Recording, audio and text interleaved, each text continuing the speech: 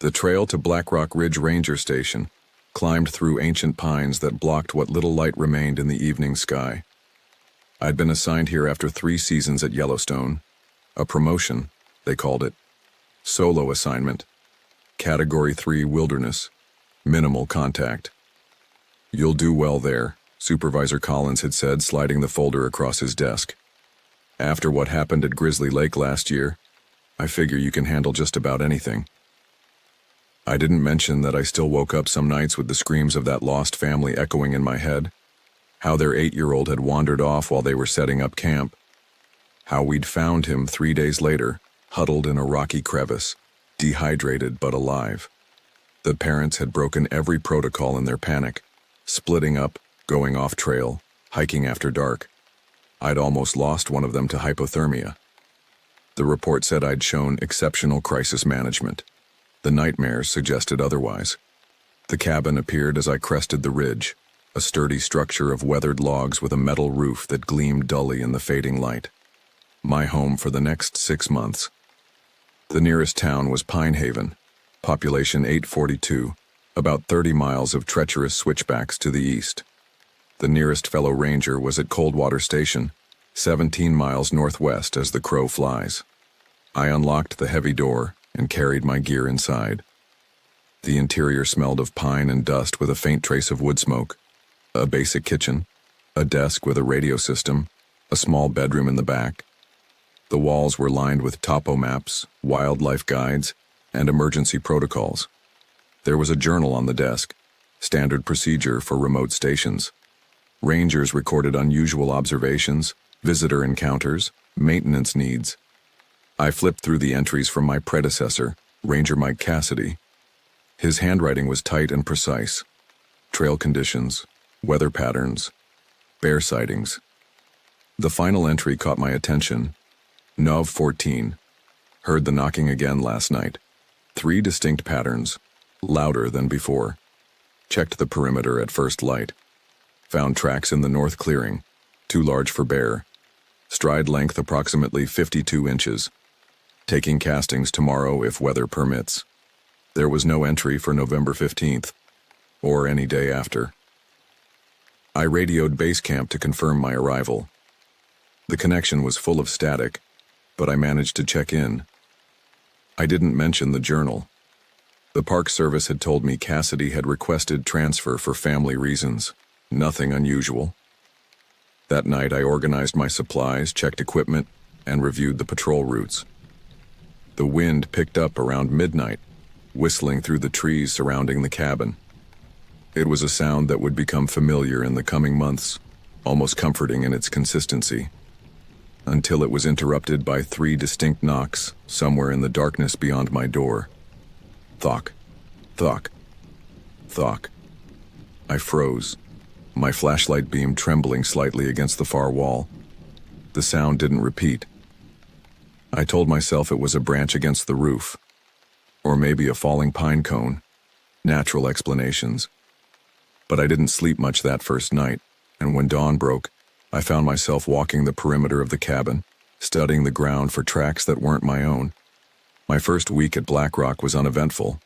I established my patrol routine, familiarized myself with the trails, checked the emergency caches, standard procedure. The radio crackled with routine check-ins from dispatch, weather updates, the occasional notice about missing hikers in other sectors. The ridge lived up to its name, a jagged spine of black volcanic rock that cut through the forest like the backbone of some long-dead giant. The trails here were challenging, unmarked in places. Perfect for experienced backpackers seeking isolation, dangerous for amateurs. On day 8, I encountered my first visitors, a couple from Portland documenting old-growth forests. They'd registered their itinerary at the trailhead station and seemed well prepared. I checked their permits, reminded them about proper food storage, and sent them on their way. Simple. Routine. In the afternoon, I hiked to Summit Lake, a pristine glacial pool nestled in a rocky cirque. According to my maps, it was a frequent camping spot, though I saw no signs of recent use.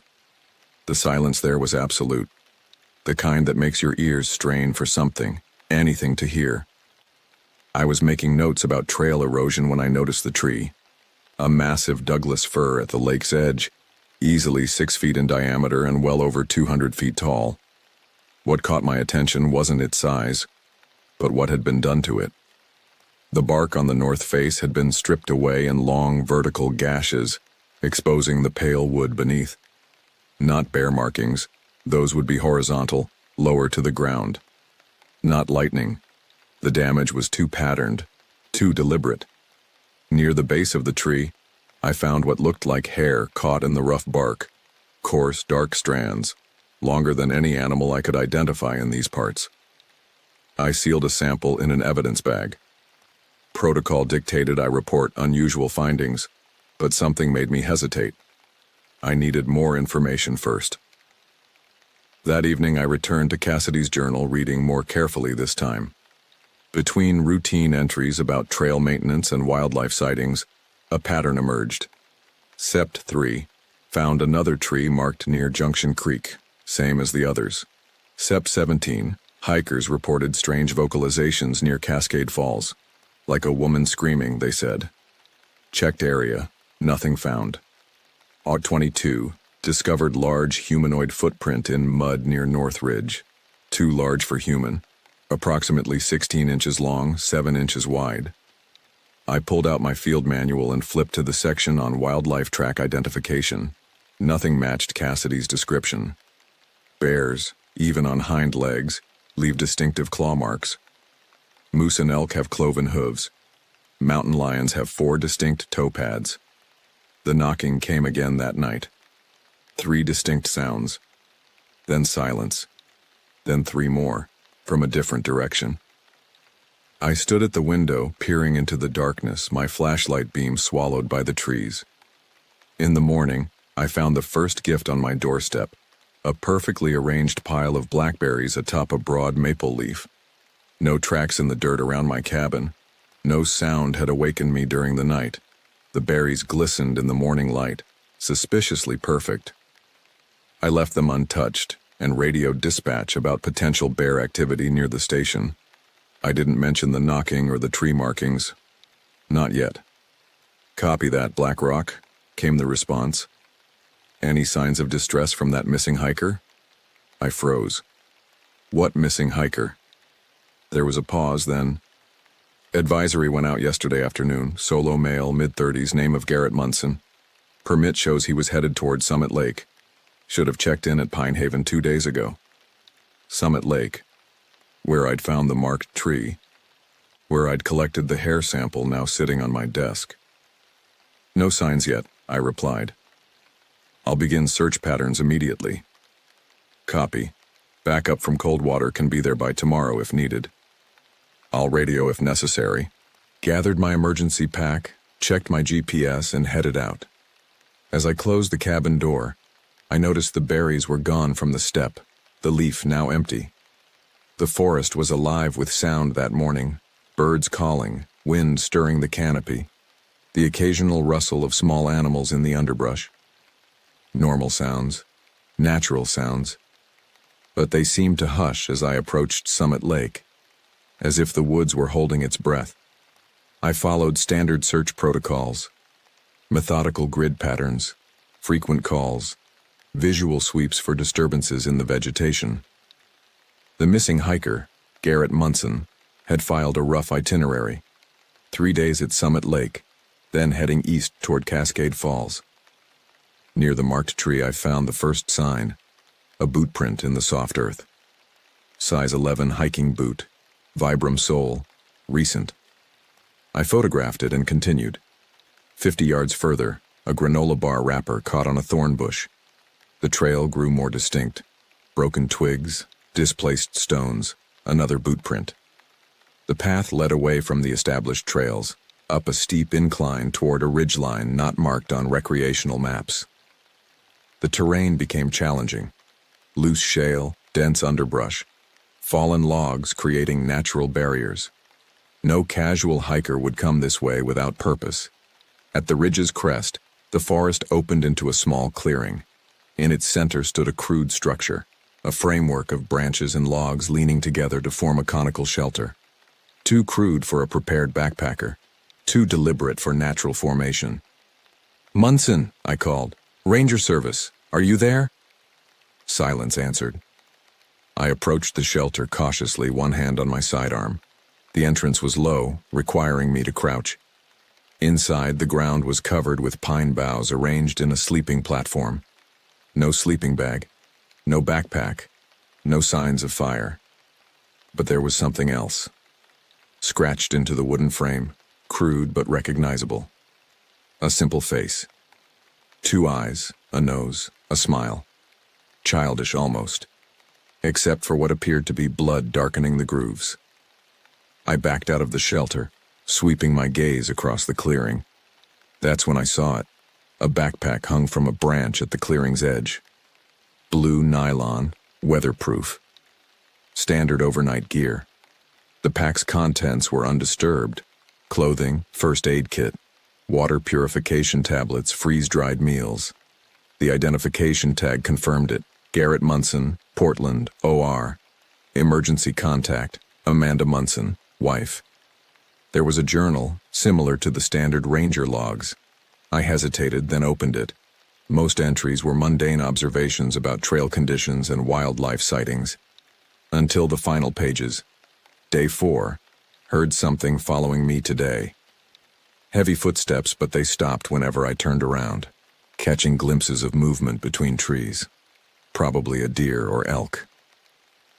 Day 5. Knocking woke me last night. 3 distinct sounds, repeated from different directions. Investigated at first light. Found strange structures made of branches about 200 yards from camp. Not natural. Too deliberate. Day 6. It's watching me. I can feel it. Found footprints this morning. Massive. Human-shaped, but far too large. This isn't possible. The final entry was dated 2 days ago. It mimicked Amanda's voice tonight. Called my name from the darkness. I almost went to it. Almost. But something was wrong about the sound. Like it didn't quite understand how human voices work. I'm leaving first thing tomorrow. Something's not right in these woods. The rangers should know. The entry ended abruptly, a pen stroke trailing off the page. I secured the pack and radioed dispatch with my coordinates. Found Munson's gear, but no sign of him. Continuing search. Copy that. Any signs of wildlife interference? I looked at the crude shelter with its blood-marked symbol, the journal with its final unfinished thought. Negative, I replied. No signs of animal activity. As I moved away from the clearing, continuing my search pattern, I heard it. 3 distinct knocks from the forest behind me. Then 3 more, answering from ahead. And then, faintly, what sounded like my name, called in a voice that wasn't quite right. The search for Munson continued for 3 days. Ranger Dawson from Coldwater Station joined me on day 2, bringing 2 volunteer search and rescue handlers with tracking dogs. The animals were agitated, whining and refusing to follow commands when we reached the ridge clearing with its crude shelter. Never seen them act like this, the handler said, struggling to calm a trembling German shepherd. Something's got them spooked. We found no further signs of Munson beyond the backpack and journal. No blood trail, no clothing fragments, no body. After the 3rd day, with an incoming storm threatening to obliterate any remaining evidence, search operations were suspended. The official report listed Garrett Munson as missing, presumed deceased, cause unknown. Dawson returned to Coldwater Station. I was left alone again at Black Rock Ridge. That night, I laid out the evidence I'd gathered. The hair samples from the marked tree, photographs of the strange shelter and footprint casts, Cassidy's journal with its increasingly disturbed entries, Munson's final written words. Patterns were emerging that defied rational explanation. I'd spent enough time in wilderness to respect its dangers. Bears, mountain lions, hypothermia, falls. These were the known killers of the backcountry. But what I was seeing suggested something else. Something that constructed shelters, that communicated through knocks, that could mimic human voices. My research options were limited. The station had some reference books on regional wildlife and a field guide to North American mammals. Nothing that could explain what I was experiencing. The radio could connect me to dispatch, but what would I say? That I suspected a cryptid was stalking my territory? At midnight, I made a decision. I broke protocol and used the emergency satellite phone to connect to the internet. Park Service would question the usage later, but I needed information now. I found what I was looking for on obscure forums and websites dedicated to unexplained phenomena. Reports from across the Pacific Northwest described similar patterns. Tree markings, arranged stones, wooden structures, knocking communications. And footprints, large humanoid prints found in remote areas. One account particularly caught my attention. A post from a user claiming to be a former Forest Service employee in Washington State. We were told never to mention the structures or the knocking. Official policy was to attribute any strange findings to known wildlife or human visitors. But there were incidents. Missing hikers who vanished without trace. Rangers who requested transfers after nights alone at remote outposts. The old-timers had a system. Leave small offerings. Berries. Dried meat. Never acknowledge their presence directly. Never follow the sounds at night. Maintain boundaries. Those who respected these rules were left alone, those who didn't. The post ended there. Other users had replied asking for more information, but the account had never posted again. I thought about the berries left on my doorstep. Had I failed some test by not accepting the offering? I thought about Cassidy's final entry, his descriptions of tracks, his mentioned castings that were nowhere to be found in the cabin when I arrived. And I thought about the knocking that had started again outside. 3 distinct sounds moving around the perimeter of my cabin, in patterns too deliberate to be random. I turned off my lights and sat in darkness, listening as the sounds circled my cabin. 3 knocks from the north, 3 from the east, 3 from the south. A pattern of communication I couldn't decipher. Then came the voice. Not quite human, as if someone had learned speech by observation, rather than practice. Ryanger, it called, stretching the vowels unnaturally. Help me. It was using Munson's voice. I remained still, controlling my breathing, remembering the forum post. Never acknowledge their presence directly. Never follow the sounds at night. The voice called again, closer now. I'm loose, please help. My training warred with my instinct. Every fiber of my being as a ranger demanded I respond to a call for help. But something deeper, more primal, knew this was no human voice. I stayed inside until dawn broke. When first light touched the trees, I ventured out cautiously, sidearm drawn. The ground around my cabin was undisturbed. No footprints, no evidence of the night visitor. But on my doorstep lay another offering. A perfect pile of berries on a broad leaf. And beside it, something that made my blood run cold. Garrett Munson's driver's license. I reported Munson's driver's license immediately. Search operations resumed within hours. This time, park management sent a full team, 4 rangers, professional trackers, even a helicopter for aerial surveys. The forest echoed with shouts, dogs, radio chatter. For 3 days, the wilderness around Black Rock Ridge crawled with searchers. They found nothing, no body, no blood trail, no further evidence of what happened to Munson. The search expanded 10 miles in every direction from where I'd found his backpack. I led one team back to the crude shelter I'd discovered. It was gone, not destroyed, not collapsed, completely absent, as if it had never existed. The clearing itself seemed different somehow, the trees arranged slightly differently than I remembered. You sure this is the spot? Asked Ranger Michaels, consulting his GPS. Positive, I replied, though doubt flickered at the edges of my certainty. Coordinates match exactly. Michaels surveyed the undisturbed forest floor. No signs of recent human activity here. Not even footprints. But I had photographs, documentation, evidence that something had been here. Hadn't I? Back at my cabin that evening, I checked my camera. The photos were there. The shelter, the strange face symbol, the backpack hanging from the branch. tangible proof I wasn't losing my mind. The search team departed after the 5th day. The official report was updated. Missing person case remains open. Personal identification recovered. No other evidence found. Possible wildlife predation. Once again, I was alone at Black Rock Station, but it felt different now. The forest watched with new intensity. The silence held meaning. The darkness beyond my windows concealed presence. 3 weeks passed. I maintained my routines: trail patrols, weather observations, wildlife monitoring. I documented everything meticulously, determined to build a record that couldn't be dismissed. The knocking continued most nights. I never responded. The voice calling from the darkness became a grim companion to my solitude. Then came the storm, a late-season blizzard that dropped 3 feet of snow in 36 hours. Winds exceeding 60 miles per hour bent the pines around my cabin. The temperature plunged to 17 below. The radio warned of dangerous conditions throughout the region. All patrols were suspended. I was checking my generator on the 2nd night when I heard it, not knocking this time, but a low, rhythmic moaning that seemed to emanate from multiple directions simultaneously.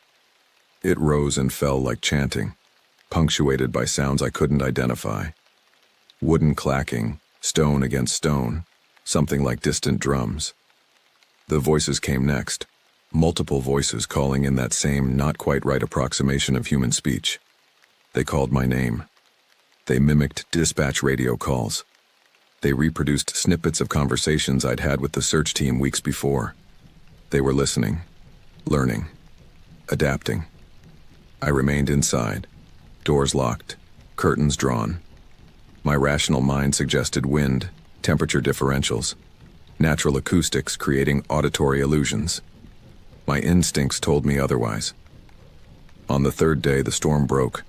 Morning arrived with pristine blue skies and a transformed landscape. Every surface covered in unbroken snow, trees bowed under white weight, the world rendered in blinding brightness. I shoveled a path from my door and ventured out to check for structural damage. The cabin had weathered the storm well. I was photographing an ice formation when I saw them, footprints in the snow, leading away from my cabin toward the northern ridge. Bipedal, enormous, each print nearly 17 inches long with 5 distinct toe impressions. The stride length was incredible, over 4 feet between steps. No human could make such tracks. I followed them. Professional obligation overpowered caution. I needed to know, to document, to understand what shared these woods with me. The tracks led steadily upward, toward areas of the ridge I'd never patrolled. After 2 miles, they joined others, dozens of similar tracks, a gathering of whatever made them. The snow was trampled into paths leading to a rock formation that thrust from the mountainside like broken teeth. At the formation's base was an opening, a dark mouth in the pale stone large enough for a tall human to enter without stooping. The tracks led directly inside. I stood at the threshold, heart pounding. My training said to wait for backup, to document and report, not to enter unknown caves alone. But I knew what the report would say, how the evidence would be explained away or quietly buried in bureaucratic paperwork. I switched on my flashlight and stepped into the darkness.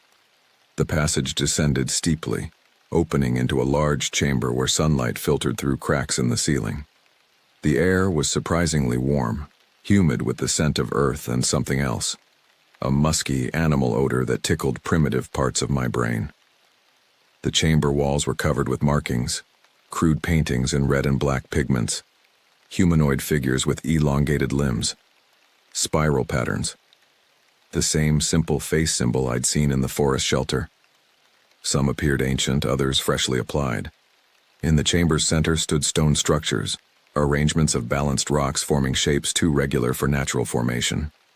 Among them were human artifacts, a backpack strap, a broken watch, a ranger's badge. The badge belonged to Mike Cassidy. As I knelt to examine it, a shadow fell across the cave entrance. Something massive blocked the light, something that breathed in deep, rumbling inhalations. I reached for my sidearm, turning slowly.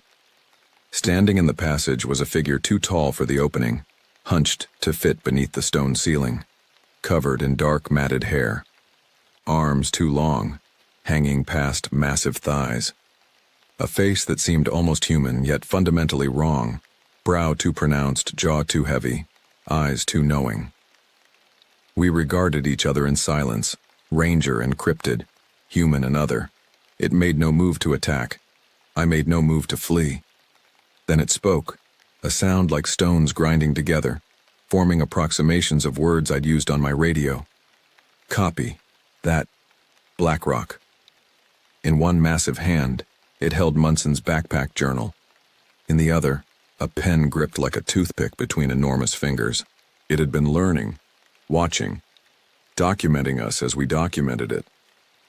The standoff might have lasted seconds or minutes, time stretched in that underground chamber. Then, deliberately, the creature placed Cassidy's badge on a stone structure and backed away, deeper into the cave system. I left the light from my flashlight illuminating the chamber as I backed toward the entrance, never turning away.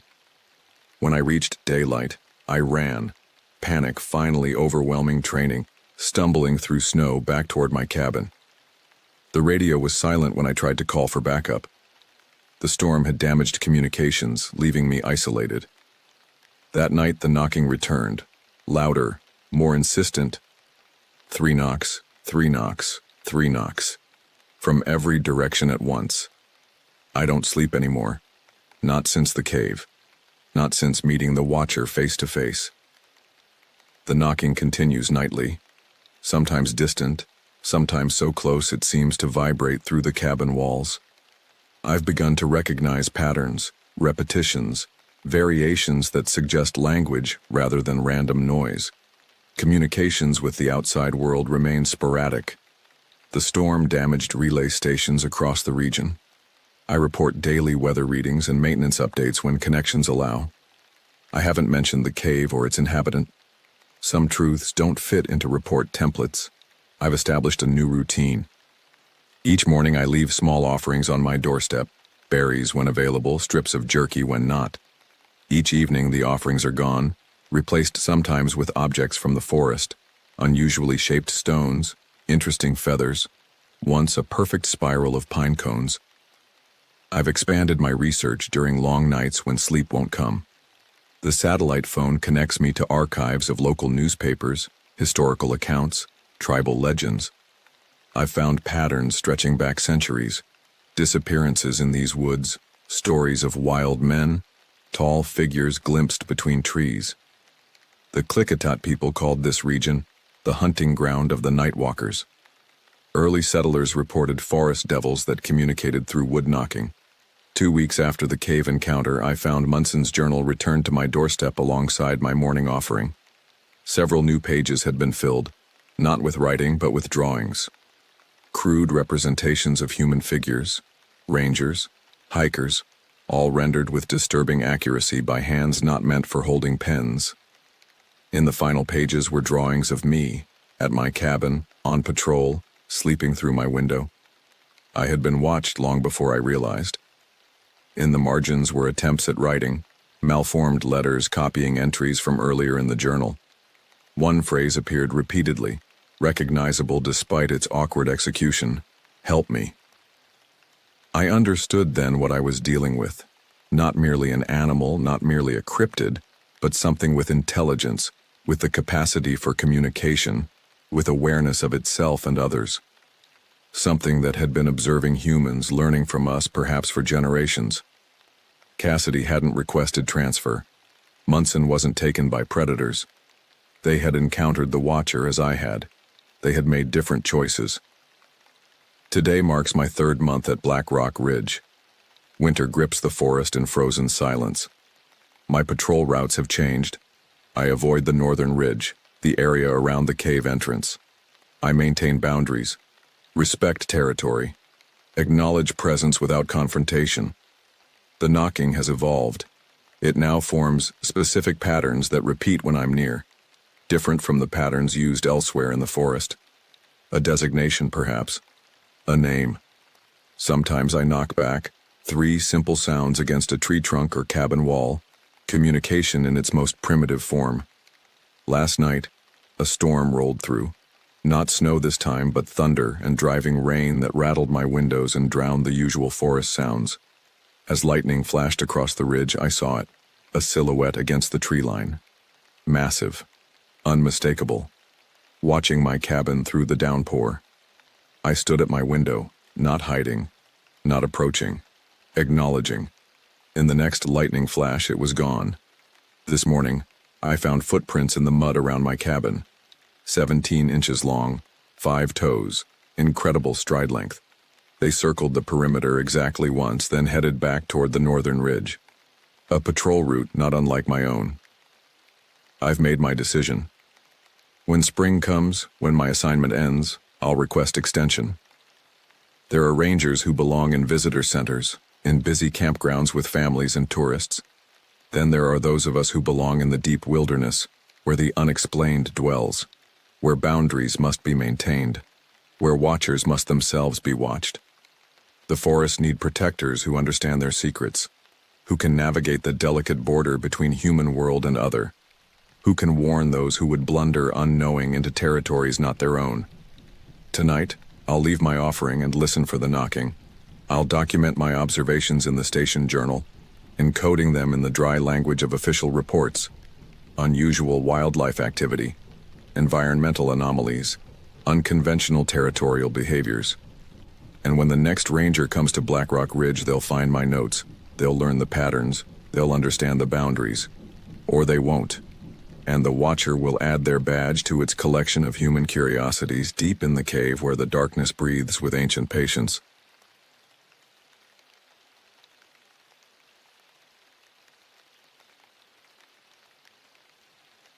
When I first took the job as a ranger at Olympic National Park, they warned me about a lot of things. Sudden weather changes that could strand hikers, the dangers of hypothermia in the temperate rainforest, how to handle encounters with mountain lions or black bears. No one mentioned the possibility of something else watching from the dense undergrowth, something that shouldn't exist. I'd been a ranger for nearly 5 years, mostly working in more heavily trafficked parks like Yosemite and Yellowstone. Olympic was different, over 1 million acres of wilderness, much of it remote and rarely visited. When the posting came up for the North Fork Ranger Station, I jumped at it. The cabin was isolated, positioned along the Quinault River, surrounded by ancient cedars and spruces draped in moss. Perfect for someone like me who needed space after a divorce and too much time spent in crowded visitor centers. "You'll be responsible for the North Quadrant," my supervisor Dale explained during orientation. "It's a lot of ground to cover alone, but mostly maintenance and the occasional search and rescue. The station doesn't get much foot traffic except during peak summer months." "That's fine by me," I said. "I could use the quiet." Dale studied me for a moment, hesitating. "Just keep your radio handy. Cell service is non-existent up there, and take reports seriously, even the strange ones." "Strange how?" He shrugged, suddenly interested in the paperwork in front of him. "Hikers get spooked, claim they see things, probably just bears or their imagination running wild." I thought nothing of it at the time. Every park has its local legends, usually exaggerations meant to frighten campfire audiences or explanations for natural phenomena people don't understand. The cabin was rustic but comfortable. Solar panels for minimal electricity, a wood stove for heat, and a satellite radio for communication. The nearest town was a 2-hour drive. My first week passed in peaceful routine, trail maintenance, cataloging damage from the previous winter's storms, and noting wildlife activity. Then came the first reported disappearance of the season. The call came over the radio on a Tuesday morning. A hiker hadn't returned to his campsite. His wife reported he'd gone for a short hike the previous afternoon and never came back. Search and rescue operations in the Olympics were difficult. The forest was dense, the terrain unforgiving. It wasn't unusual for people to get lost, but time was critical. I grabbed my pack, emergency supplies, and headed out to the coordinates provided. The couple had been camping near a small lake about 4 miles from my cabin. When I arrived, the woman, Sarah, was frantic. "He only went to collect more firewood," she explained, her voice breaking. He wouldn't have gone far. Mike knows these woods. I jotted notes as she spoke. Did he take anything with him? Water? A compass? Just his phone for pictures and a small pocket knife. He said he'd be back in 20 minutes. I radioed the situation to headquarters and began to search the immediate area. More rangers would arrive later, but for now, it was just me. The forest floor showed no obvious signs of disturbance, but I did find a clear boot print near the edge of their campsite heading northwest. Following the direction, I moved deeper into the forest. The trees grew thicker, blocking most of the sunlight. About half a mile in, I found a water bottle, the same brand Sarah had said they brought. "Mike," I called, pausing to listen for a response. Only the dripping of moisture from the canopy and the distant sound of a woodpecker answered. Then I noticed something strange. A clump of dark hair caught on a low-hanging branch. Too coarse for human hair, too long for a bear. I sealed it in a small evidence bag. As I moved deeper into the forest, the sensation of being watched intensified. I've spent my life in wilderness areas and know the feeling of animal eyes tracking movement. This was different, more focused, more intelligent. I found more footprints, then a disturbing sight. Deep gouges in the bark of several trees about 8 feet off the ground, higher than a bear would mark. The trail of evidence led me to a small clearing where the ground had been disturbed. Signs of a struggle. Broken branches, scuffed earth, and something else. An overwhelming, musky odor that made my nose wrinkle. I knelt to examine what looked like a massive footprint pressed into the soft forest floor. My heart stuttered as I placed my hand beside it for scale. The impression was nearly twice the length of my hand, with 5 distinct toe impressions. As I took photos, a branch snapped somewhere in the forest behind me. I spun around, hand instinctively reaching for my sidearm. Nothing moved, but the silence was absolute. The birds had stopped singing. Even the insects had gone quiet. "Hello?" I called. "Mike, are you there?" From the darkness between the trees came a low, rumbling sound. Not quite a growl, not quite human. I keyed my radio. "Base, this is Ranger Thompson. I've found signs of a possible incident, requesting immediate backup at my coordinates." The radio crackled with static before Dale's voice came through. "Thompson, what kind of incident? Any sign of the missing hiker?" I stared at the massive footprint, unable to voice what I was thinking. "Possible wildlife involvement," I said instead. "I'm continuing to search, but something's not right here." As I ended the transmission, the feeling of being observed intensified. I scanned the tree line, and for just a moment, I caught a glimpse of something large moving in the shadows. Something that stood on 2 legs. The search for Mike expanded with additional rangers arriving the next morning. By then, the strange footprints I'd found had been partially washed away by an overnight rainfall. The hair samples were sent to the lab, though I suspected they'd come back with an inconclusive or unknown canid result, like so many others I'd heard about. Sarah was relocated to a ranger station near the park entrance, while we continued our search. After 3 days with no sign of Mike beyond what I'd initially discovered, the operation shifted from rescue to recovery. "What aren't you telling me about these woods?" I asked Dale when he visited my cabin to review the search grid. He avoided my gaze, focusing instead on the maps spread across the table. "What do you mean?" "Those marks on the trees. The footprint I found. Something unusual is going on here." Dale sighed, finally looking up. "Every ranger who's worked this section eventually reports something unusual. Officially, we document it as wildlife encounters. But unofficially, there's been stories about these woods for centuries. The local tribes have legends about a race of giant beings living in the deepest parts of the forest. They call them stick Indians, or other names depending on the tribe." "Bigfoot," I said flatly. Dale winced at the term. "I'm not saying that's what it is, but whatever's out there, it's territorial and seems to react when people venture too far into certain areas." I thought about the strange sensation of being watched, the unnatural silence that had fallen in the forest. "You could have warned me." Would you have believed me? Or would you have thought I was trying to haze the new ranger with campfire stories? He had a point. I wouldn't have believed him. Keep this between us, Dale continued. The official report will list Mike as a missing hiker, presumed accident. But be careful out there, especially at night. After he left, I couldn't stop thinking about what he'd said. I'd always been scientifically minded, believing only in what could be proven. But I'd also spent enough time in the wilderness to know there were things science hadn't fully explained. That night, I was awakened by a sound outside my cabin. A heavy thump against the wall, followed by what sounded like dragging. I grabbed my flashlight and sidearm, approaching the window cautiously. The forest was pitch black beyond the small radius of my cabin's solar lights. I saw nothing at first, then caught movement at the edge of the tree line, something large and dark, moving with surprising grace for its size. I stepped outside onto the porch, sweeping my flashlight across the yard. The beam caught a pair of eyes reflecting back, too high off the ground to be a bear or cougar, too large to be any known wildlife in the region. "Hello?" I called, immediately regretting it. The eyes blinked once, then vanished.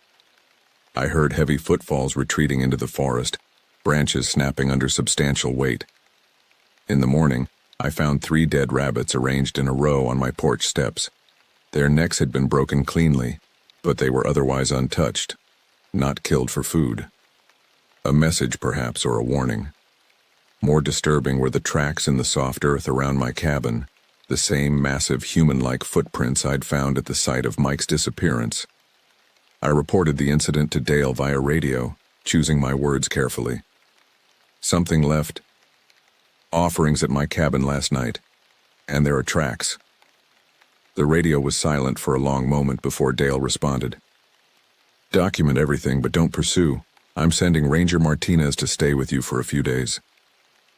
I was grateful for the company, but Martinez's arrival wouldn't be until the following day. I spent the morning photographing the tracks and storing the rabbits in a specimen freezer for later examination. That afternoon, I needed to check on a weather station about 2 miles from the cabin. Despite Dale's warning, I couldn't stay confined by fear. The hike should have been routine. I'd made it several times since my arrival, but today the forest felt different, watchful and alive in a way that raised the hair on my arms. Halfway to the weather station, I found a tree with fresh claw marks, sap still oozing from the gouges. Above them, wedged in a crook about 9 feet up, was a small, bright object. I approached cautiously, circling the tree. When I realized what I was seeing, my blood went cold. It was Mike's phone. Climbing the tree was difficult, but I managed to retrieve it. The screen was cracked, but when I pressed the power button, it miraculously turned on. The battery showed 12% remaining. With trembling fingers, I opened the photo gallery. The most recent image had been taken 4 days ago, around the time Mike disappeared. I tapped it, and my breath caught. The photo was blurry, taken in haste, but it clearly showed a massive, dark figure standing among the trees about 50 yards away. The creature was at least 8 feet tall, covered in dark hair, with unnaturally long arms. I swiped to the next photo, even blurrier, as if taken while running. Just a glimpse of something large moving through the underbrush. The final photo made my heart hammer against my ribs. It showed a close-up of what could only be described as a face. Not quite human, not quite animal. Deep-set eyes beneath a heavy brow ridge, a broad, flattened nose, and a mouth set in what looked like a grimace or snarl. As I stared at the image, a twig snapped in the forest behind me. I whirled around, nearly dropping the phone. Nothing was visible, but I could feel eyes on me. The same sensation I'd experienced the day I found the footprints. "I know you're there," I said, my voice barely above a whisper. From somewhere in the dense undergrowth came a sound that will haunt me forever. A low, rumbling vocalization that started as something like a growl, but modulated into what could almost be described as speech. Not words I could understand, but sounds made with clear intention. I backed away slowly, phone clutched in my hand, and began the fastest walk I could manage back to my cabin without breaking into a run. The entire way, I heard movement paralleling my path through the forest, always just out of sight. Martinez arrived the next morning, a seasoned ranger with 20 years of experience in the Olympics. He listened to my account without surprise, examining the photos on Mike's phone with a grim expression. "I've had 3 encounters myself over the years," he admitted, handing the phone back. "Never this close, though, and they've never left gifts before." "So you believe they exist?" I asked. Martinez shrugged. "I believe in what I've seen. Whether it's an undiscovered primate species or something else, I can't say. But the tribes around here have lived with these stories for thousands of years. They avoid certain valleys and ridges entirely. Why isn't this common knowledge? If there's evidence gets lost, reports get buried. Anyone who pushes too hard finds themselves reassigned or discredited." He gave me a pointed look. "The Park Service doesn't want a Bigfoot circus, with every cryptid hunter and their camera trampling through protected wilderness." It made a twisted kind of sense, though it didn't explain why Dale had assigned me here without warning. That afternoon, we received a radio call from the entrance station. A visitor was requesting to speak with the ranger who'd found Mike's phone, Dr. Eleanor Webb, identifying herself as a primatologist from the University of Washington. "Should we talk to her?" I asked Martinez. "Might as well. She's already got permission to be in the park for her research.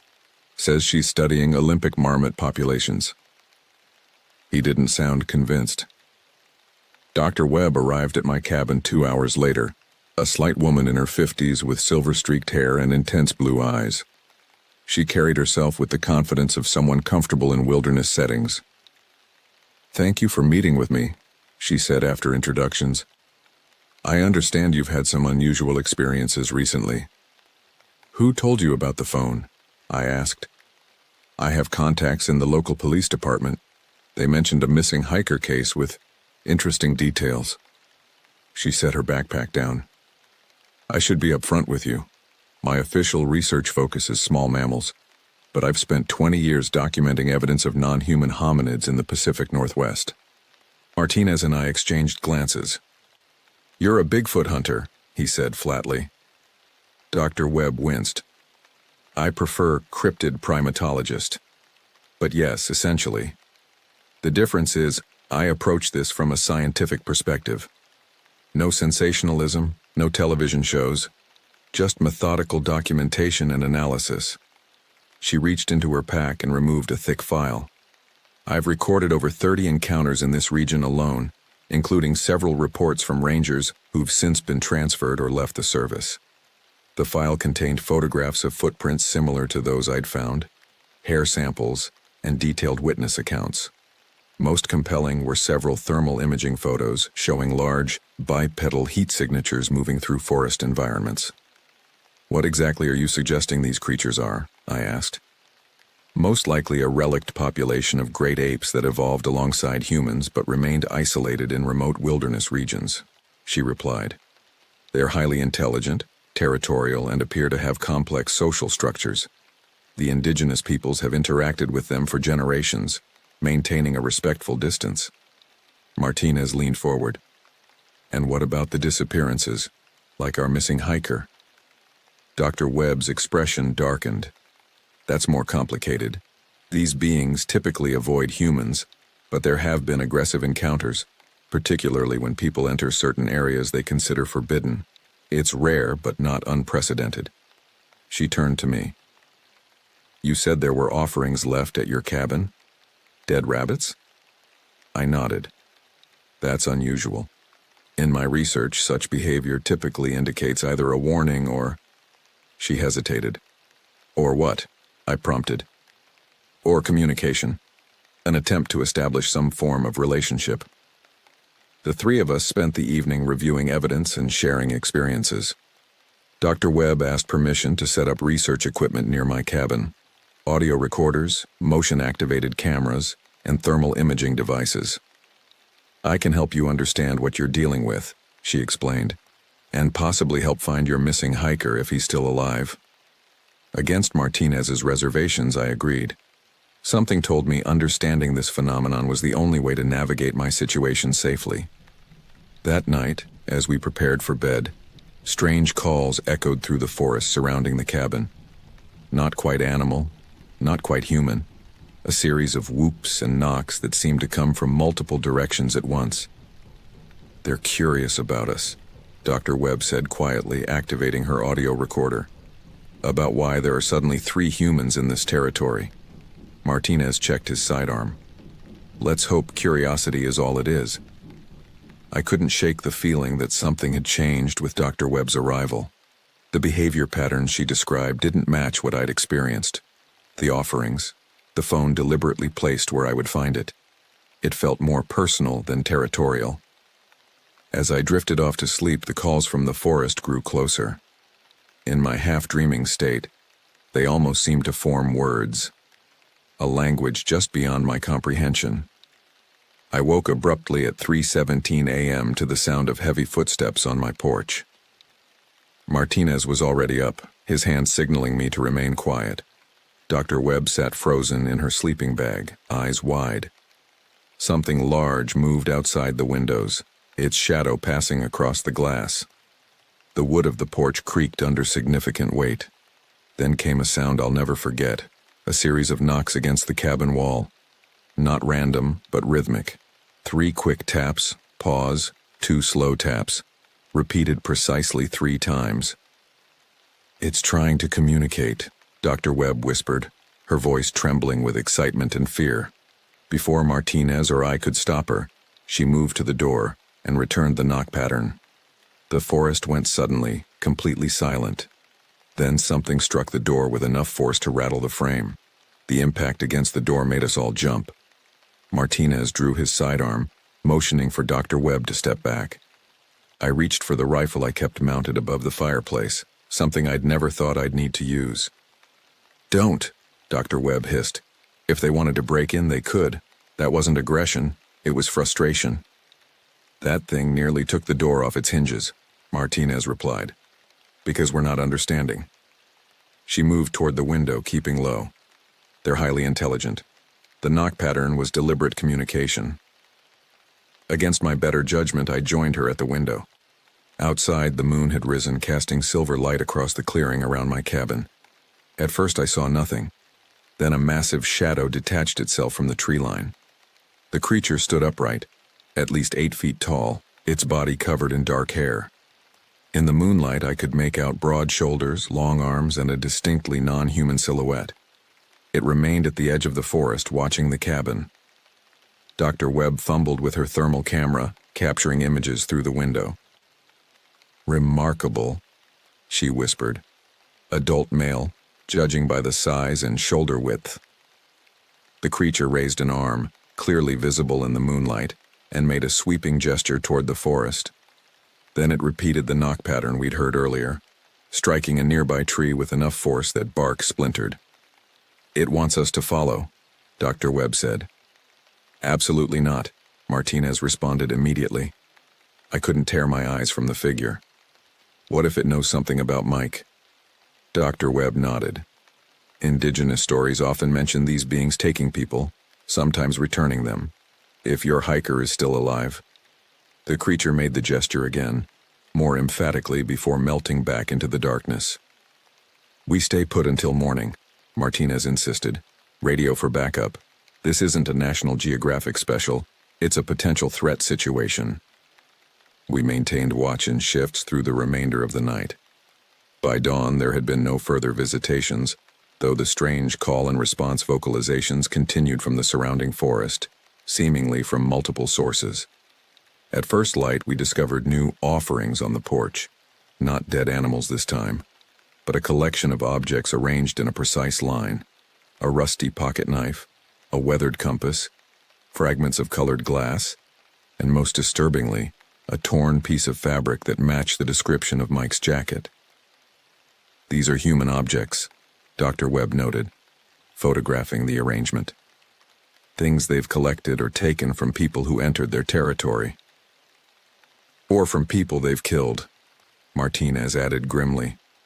I picked up the compass with gloved hands. The glass was cracked, but the needle still moved. The manufacturer's mark on the back dated it to the 1970s. "How many disappearances have there been in this section of the park?" I asked.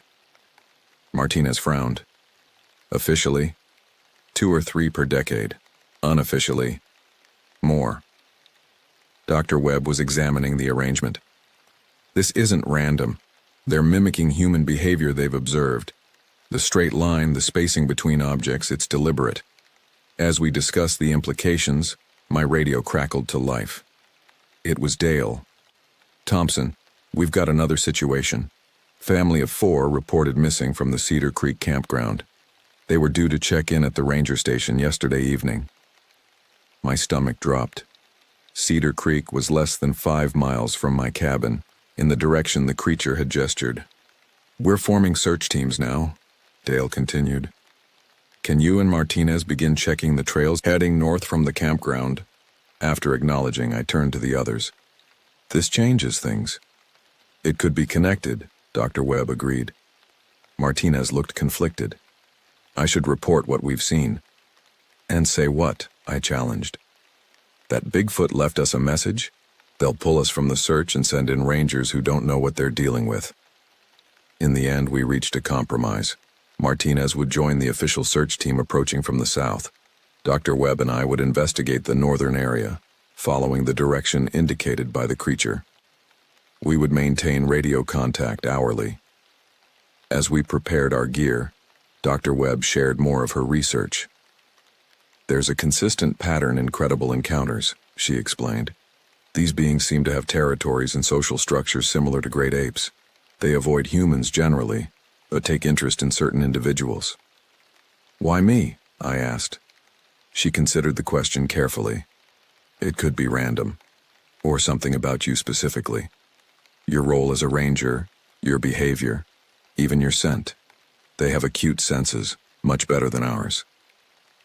We set out mid-morning, following game trails that led north from the cabin. I carried my service weapon, emergency supplies, and a satellite radio. Dr. Webb brought her research equipment, moving with surprising agility for her age. The forest grew denser as we progressed, the canopy blocking most of the sunlight. About 2 miles in, we began finding signs. Broken branches well above head height, distinctive footprints, and occasional markers that Dr. Webb identified as territorial signposts. Sticks arranged in X patterns or small stones stacked unnaturally. "They're leaving us a trail," she said, excitement evident in her voice. "I've never seen them this interactive before." I was less enthusiastic. "Or they're leading us somewhere isolated." The trail took us deep into one of the most remote sections of the park, an old-growth forest that few hikers ever visited. The trees here were ancient, some predating European contact with North America. Around noon, we reached a small stream cutting through a ravine. As we stopped to refill our water bottles, I noticed something unnatural about a rocky outcropping on the opposite bank, a dark opening that appeared to be a cave entrance. Dr. Webb saw it too. Caves aren't common in this forest environment. As we watched, movement caught my eye. A small figure emerged briefly from the cave opening before ducking back inside. Not an adult like the creature we'd seen at the cabin, but something smaller. "A juvenile," Dr. Webb whispered, raising her camera. "This could be a family group." Before she could capture any images, a sound broke the silence. A human voice, calling weakly for help. I recognized it immediately. "That's a child." Without hesitation, I splashed across the shallow stream, drawing my sidearm as I approached the cave. Dr. Webb followed close behind, her research forgotten in the moment of crisis. The cave entrance was larger than it had appeared from a distance, tall enough for me to enter without ducking. The interior was surprisingly deep, extending back into darkness. "Hello?" I called. "Park Ranger, is anyone in here?" A small voice answered from the shadows. "Please help us. We can't get out." I switched on my flashlight, illuminating the interior. What I saw left me speechless.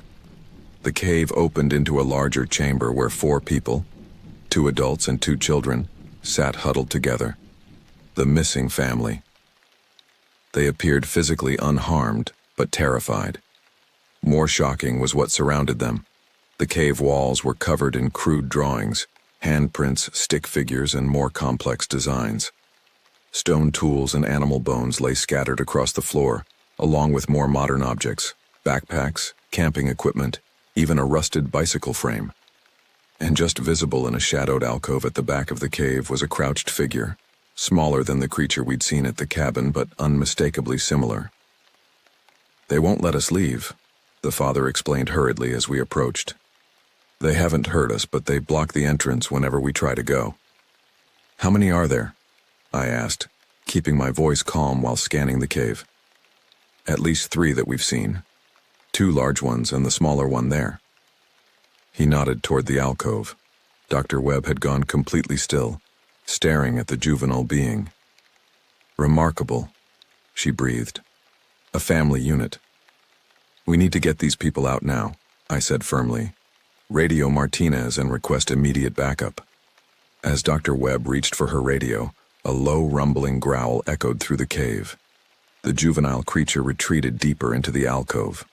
From outside came the sound of heavy movement. "They're coming back," the mother whispered, clutching her children closer. I positioned myself between the family and the cave entrance, weapon ready. "Stay behind me. When I give the word, move quickly toward the stream." The light from the entrance dimmed as something large blocked the opening. I raised my flashlight, illuminating the silhouette of the creature we'd seen at the cabin. Behind it stood another, slightly smaller but still imposing. Dr. Webb stepped forward, ignoring my warning to stay back. "We're not here to harm you," she said clearly, as if the creatures might understand English. "We just want to help these people return home." To my astonishment, the larger creature made a series of gestures, deliberate movements of its hands that seemed almost like sign language. Dr. Webb responded with similar gestures. "Primitive communication," she explained quickly, "based on what indigenous trackers have reported." The standoff continued for several tense minutes, with Dr. Webb attempting to communicate, while I maintained my protective position. Finally, the creatures stepped aside from the entrance, though they remained watchful. "They're letting us go," Dr. Webb said, sounding surprised. "But they want something in return." "What?" I asked. She pointed to Mike's phone, which I'd kept in my pocket. "That, and possibly you." "What do you mean they want me?" I demanded, keeping my voice low. Dr. Webb's expression was both fascinated and concerned. "Not to harm you, I think. They're curious about you specifically. You've entered their territory repeatedly without showing aggression. You've accepted their offerings. In their perception, you've engaged in exchange rituals." The family huddled behind us, the children wide-eyed with fear. "We need to get these people to safety," I insisted. "Whatever these creatures want from me can wait." I handed Mike's phone to Dr. Webb. "Give them this if they'll let us pass.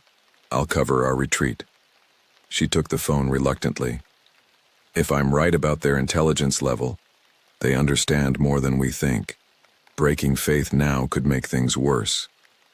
We don't have a choice." With careful movements, Dr. Webb approached the cave entrance, holding the phone out.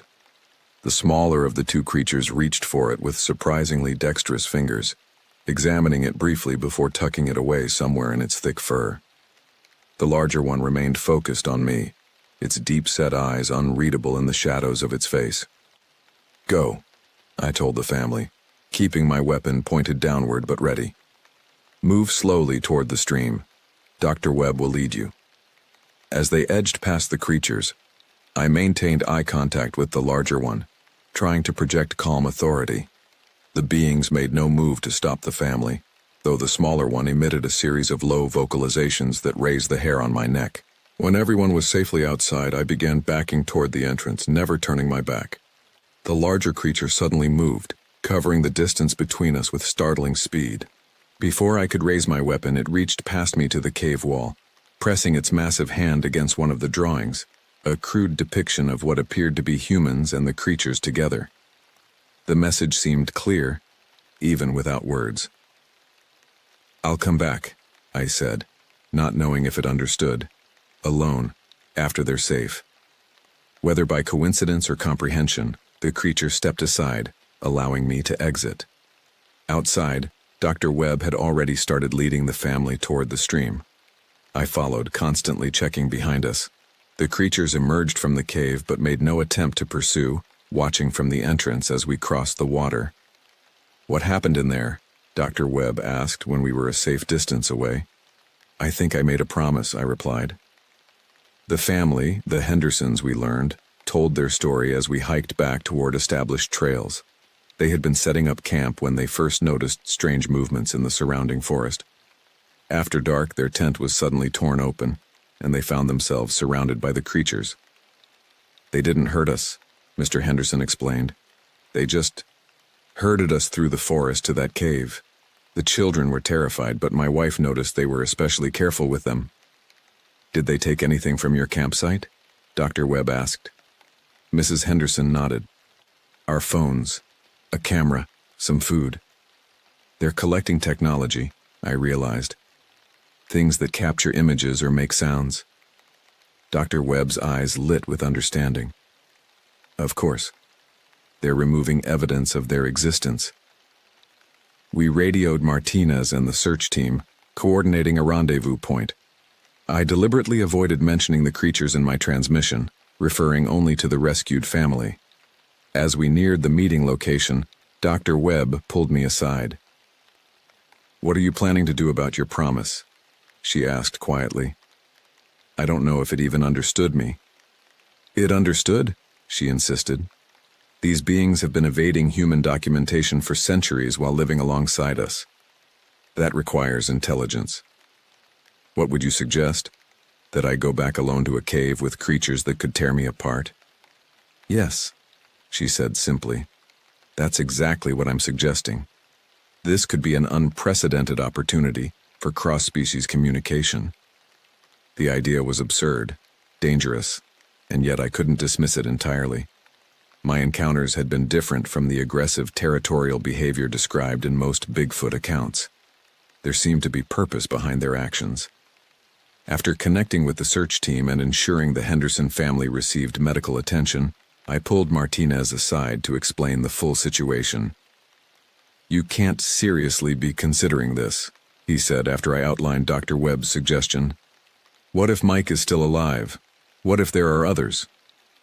Martinez looked torn. "At least wait for proper backup. We can assemble a team. And what? Tranquilize them? Treat them like animals?" I shook my head. "Dr. Webb believes they're intelligent beings. If I show up with an armed team, any trust will be destroyed." In the end, we compromised. I would return to the cave area the following morning. Martinez and Dr. Webb would observe from a concealed position with communication equipment and weapons if needed. If I didn't return by sundown, they would call an emergency extraction. That night, back at my cabin, the forest was unusually quiet. No vocalizations. No movement detected by Dr. Webb's equipment. It was as if the creatures were waiting.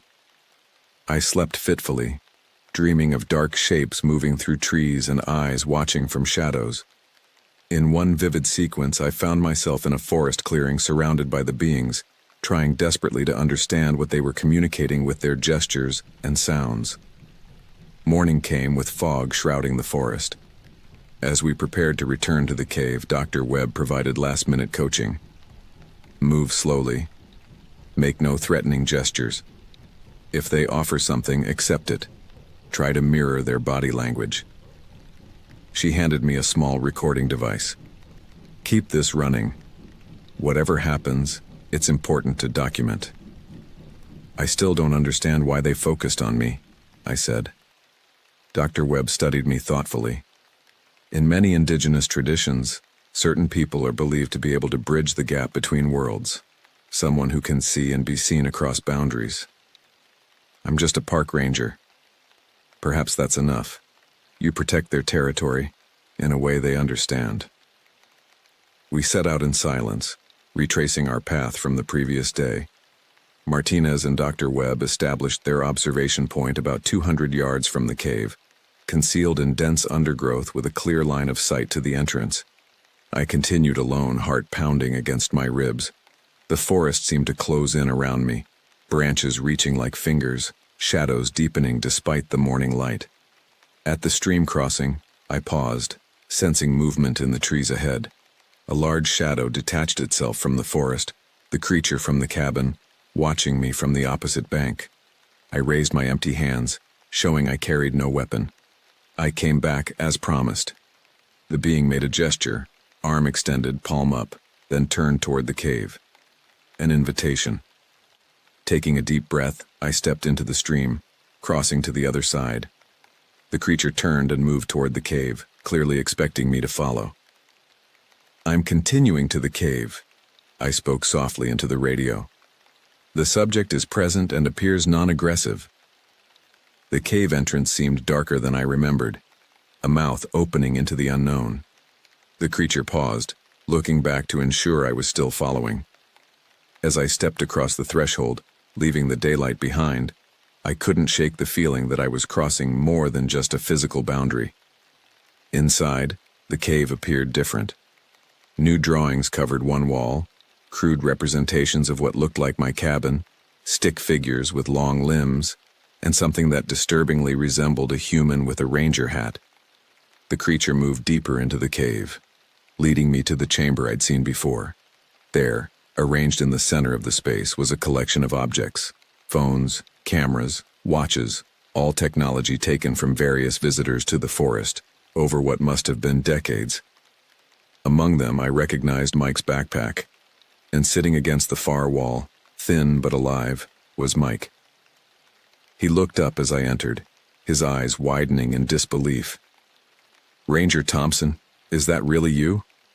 I rushed to his side, checking him for injuries. Besides being dehydrated and exhausted, he seemed relatively unharmed. "We've been searching for you for days. What happened?" "They took me," he said, his voice hoarse. "I was collecting firewood when I saw one watching me. I tried to take photos, then ran when it moved toward me.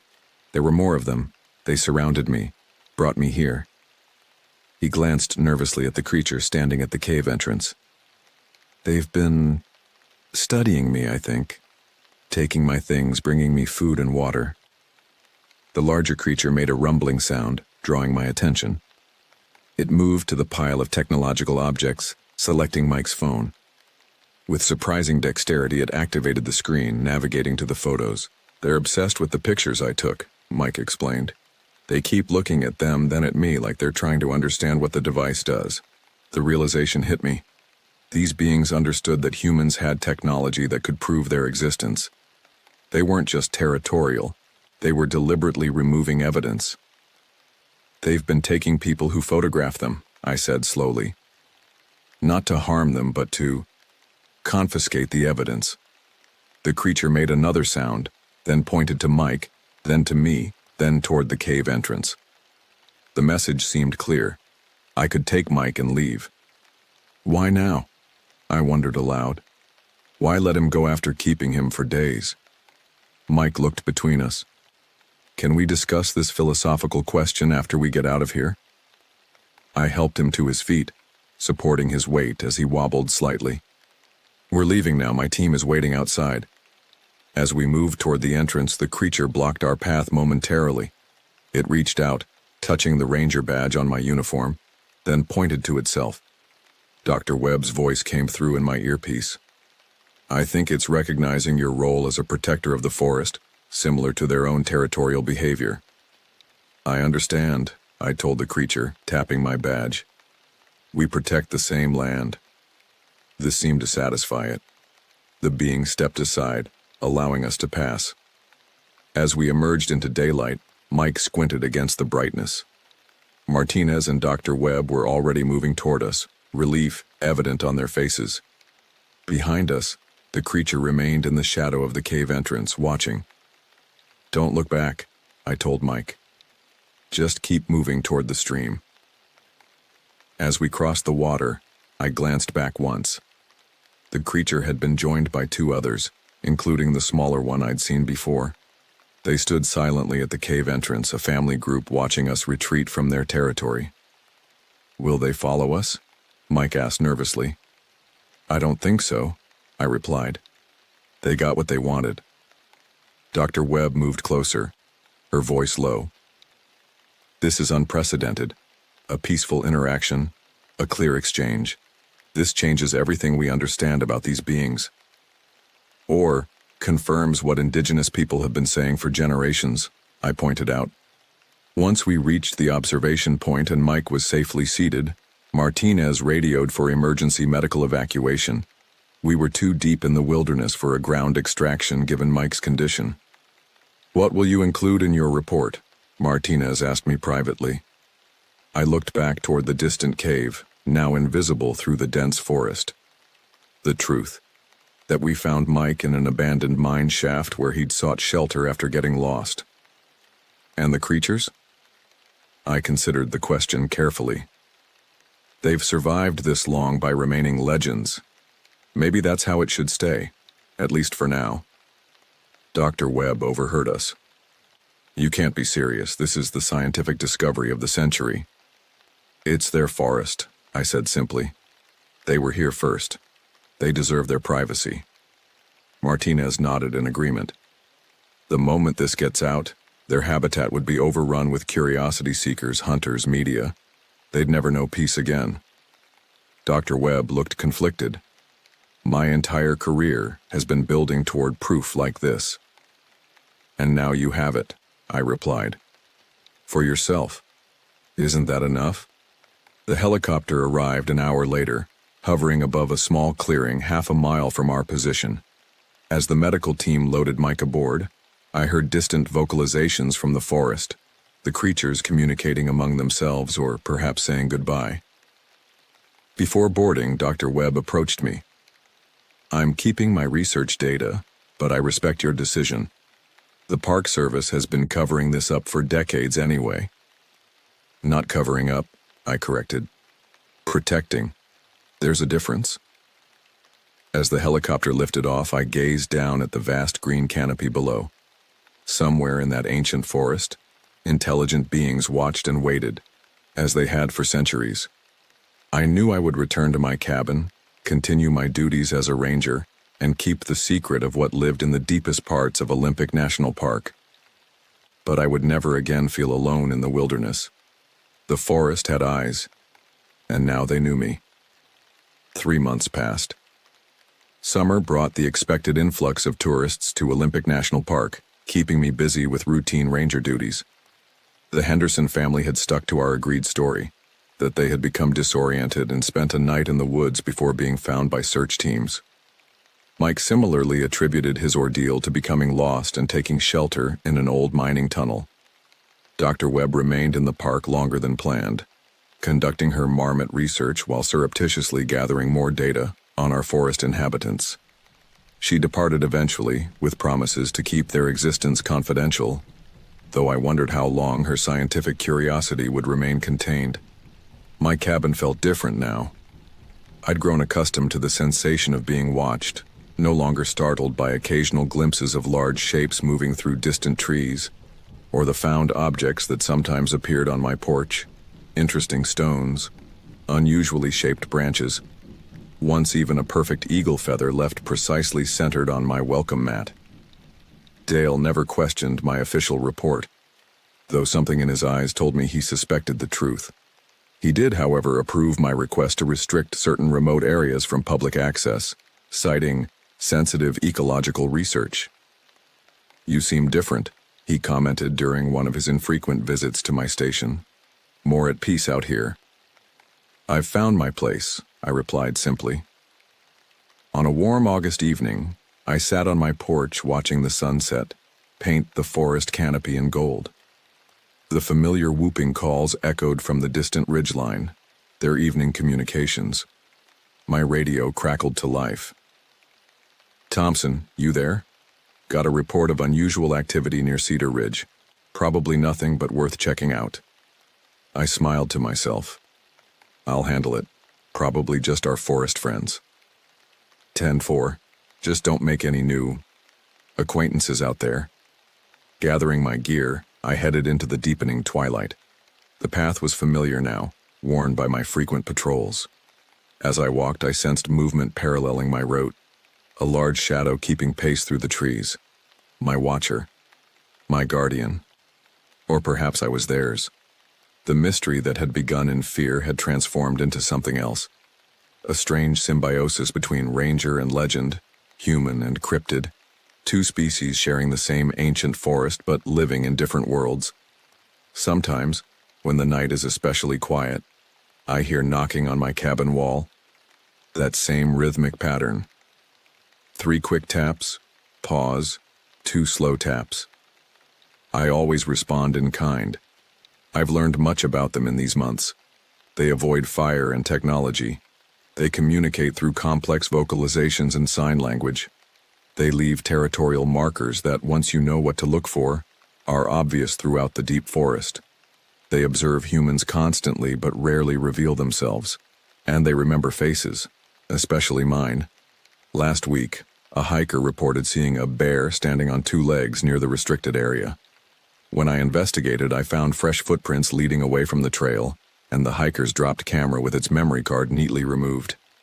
I smiled, knowing what had happened, and continued following the tracks. They led me to a small clearing where the memory card lay carefully placed on a flat, a gift, a sign of trust, an exchange. I left a ranger patch in its place, a symbol of my promise to protect not just the forest, but its most elusive inhabitants.